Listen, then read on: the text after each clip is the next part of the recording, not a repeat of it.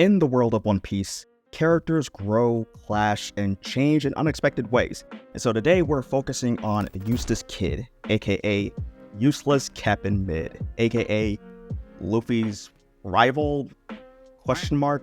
Kid's character has always been about ambition, power, and revenge. A lot of revenge. Kid's got some anger issues. But what if all of that is about to change? What if, in the Elbaf arc, Kid finds a new purpose that redefines his entire journey?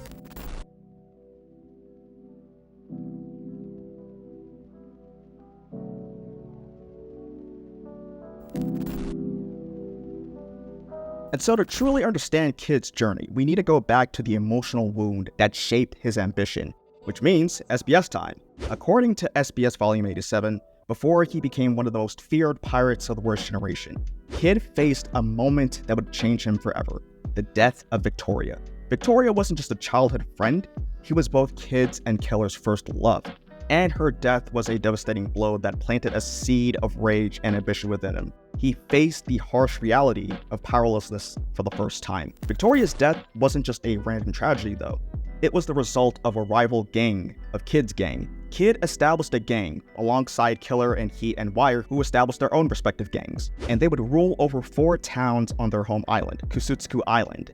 And of course, inserting yourself in a gang activity will bring a lot of baggage, including a rival gang.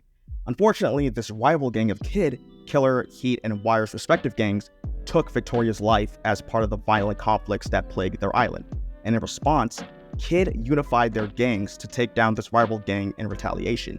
And so this unification pretty much set in stone the formation of the Kid Pirates. And though they got the satisfaction of exacting their revenge for the death of Victoria, I imagine that Kid blamed himself for not being strong or vigilant enough to protect her. And this sense of guilt became deeply internalized, and Kid's grief over Victoria's death drove him to vow that he would never feel powerless again. He believed that if he had been stronger and had been more powerful, he could have saved her. This guilt fueled his ambition, turning his sorrow into a relentless drive for power. And this loss sparked Kid's obsession with becoming the Pirate King, a title that to him meant gaining the power to ensure that he never feel helpless again. It was more than just a goal. It was about proving to himself and the world that he had the strength to control his fate. However, this obsession came at a cost. Kid's drive to prove himself became rooted in the belief that only through power and domination could he truly secure freedom. He believed that by dominating others, by making it known to everybody else around him not to fuck with him, he could escape the cycle of oppression. And by oppression, I mean the oppression of being trapped by his own sense of helplessness that had previously separated him from Victoria, the fear of powerlessness that drove his aggression. And so this led Kid down a path where his own actions began to mirror the very forces of oppression that had caused him his pain. He sought power to avoid being oppressed, but in doing so, he became an oppressor himself, crushing anyone who stood in his way or dared to mock his dreams. But as Kid's journey progressed, we begin to see the true cost of his actions. He was not the only one paying the price for his choices. Those closest to him suffered too. Think about Killer, Kid's right-hand man and oldest friend. Killer ate a defective smile fruit and became a pawn of Orochi, all in an attempt to save Kid's life after Kid's reckless retaliation against Kaido, which led them to be captured. And Killer's sacrifice was a direct consequence of Kid's obsession with proving his strength, and it highlighted a painful truth. Kid's pursuit of power wasn't freeing anyone, it was chaining both him and those he cared about into a cycle of suffering. The cycle of oppression and guilt became a recurring theme for Kid. His desire to escape feeling powerless only led him to make choices that perpetuated the same sense of helplessness in others. What do you mean by that? Instead of gaining freedom, Kid found himself trapped, bound by the need to constantly prove himself, dominate, and conquer. The very thing he sought to escape, oppression, is what he inflicted upon others. And each loss only deepened his guilt and reinforced his belief that he needed to be even stronger.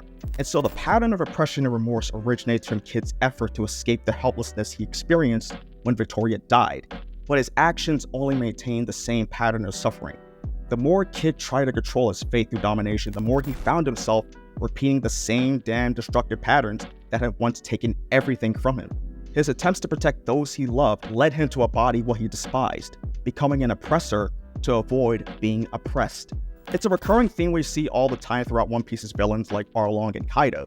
Each failure, whether it was Killer's sacrifice or his defeat at the hands of Shanks via Ben Beckman, Kaido, and later Shanks, the man, the myth, the legend, the God King himself, only deepened Kid's guilt. He internalized every loss as proof that he wasn't strong enough, compelling him to prove his power even more to compensate for his perceived shortcomings.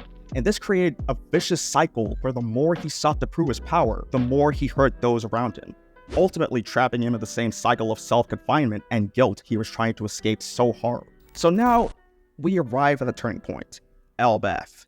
The aftermath of Kid and his crew getting divine departure followed by a Hakoku sovereignty. This was not just a physical defeat, it was an ideological one. Kid was forced to confront his limitations, realizing that the path he had chosen led only to more pain. And let's say down the road that Killer is revealed to have died, now that he's lost the ability to swim after eating a failed smile fruit during the Wano arc. For the first time, Kid will ask himself, what if Killer's death, the only person who always stood by him, could have been prevented if he had chosen a different path? And this is where Kid's opportunity for redemption lies. Kid will have the chance to transform into someone who builds, creates, and protects. And so he can become a figure of hope rather than fear. And so the question is, can Kid step away from the life he's known and embrace a new purpose?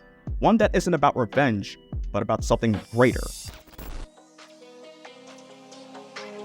So imagine for a moment. Imagination. What it would mean for Eustass Kid to embrace a new identity. Not as a pirate who takes and conquers, but as a creator who builds and protects. After his defeat in Elbaf, Kid would be left with a choice. He can continue down the path that has only brought him and his loved ones pain, or he can redefine himself. And this is where we're going to see something truly remarkable. A potential shift in Kid's character that aligns perfectly with the themes of Elbaf. Elbaf, the land of giants. It represents a community with a deep sense of honor, pride, and heritage. The giants are warriors, but they were also protectors of their home and their culture.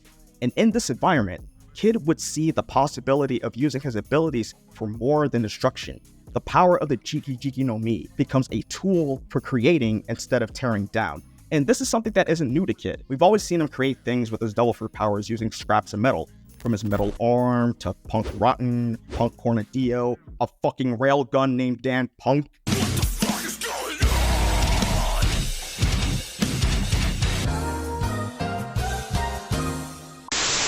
And so I see the Giants viewing him as an ally, somebody willing to contribute to their community rather than destroy it. I mean, technically, he's on the right path, seeing as how he, along with Law, defeated Big Mom, whom the Giants feared as the evil spirit after she killed their former rulers. So Kid's transformation from a destroyer to a creator starts with the decision to become a weaponsmith for the Giants of Elbaf. So let's think about what this means. Kid, who's always defined himself through his power to conquer, will now find meaning in crafting weapons, not for his glory, but for the purposes of empowering the Giants who have accepted him. And this decision represents a significant change in how Kid would view strength. And so instead of seeing it as something that must be used to dominate others, he'll begin to understand strength as something that can be used to uplift and protect. And this transformation parallels Bellamy's journey after Dressrosa. Bellamy, who once mocked the idea of dreams and lofty ambitions, ultimately found peace in becoming a dyer, creating something with his own hands, and finding purpose beyond piracy. Kid's new purpose as a weaponsmith mirrors this shift. Both characters move away from lives defined by conflict and instead embrace roles that involve creation rather than destruction. But why weapons? Why not something else? Well, for one, according to SBS 82, Kid's hobbies include collecting weapons, and even Oda confirms through SBS 80 that if Kid wasn't a pirate, he'd be a weapons merchant. For Kid, crafting weapons is still tied to his identity as a fighter, but in the future, it would be about giving others the power to protect themselves. It's about contribution rather than domination. The weapons Kid forges for the Giants would become symbols of strength, not just in terms of physical power, but in terms of the strength of community and unity. And so by forging these weapons, Kid is giving back to a people who value honor and heritage, values that Kid, in his way, would begin to understand and adopt. Also, just as a bonus, I think Kid's punk aesthetic just fits so well with the Viking culture of Elbaf that they're pretty much a match made in heaven. This shift in Kid's purpose also draws on Norse mythology parallels. In Norse legends, the dwarven smiths were revered for their craftsmanship, creating legendary weapons and artifacts that symbolize power, protection, and legacy. Kid's role as a blacksmith in Elbaf would echo this tradition. Kid's journey from seeking domination to becoming a blacksmith for the giants of Elbaf represents a profound shift in his understanding of what strength truly means. He realizes that the power to uplift and protect others is far more greater and more fulfilling than the power to destroy. And through his experiences in Elbaf, Kid will start to shed the oppressive mentality that has defined him. And in doing so, he begins to find a purpose that aligns closer to Luffy's ideals rather than his own past.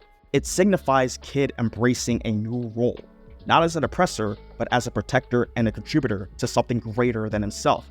And so he'll be finally able to understand what true freedom comes from being a part of a community, from the connections you form and the ways you can help others around you. And speaking of freedom and purpose, there's an even bigger picture here. Elbaf itself and its importance to the story of One Piece. We've seen how Elbaf represents honor, heritage, and the idea of myths and legends, including godhood. But why does Elbaf hold such a significant place in the broader narrative of One Piece beyond Kid's character? And so to really understand why Elbaf matters so much in the story, make sure to check out my video on the real reason Elbaf matters in the story.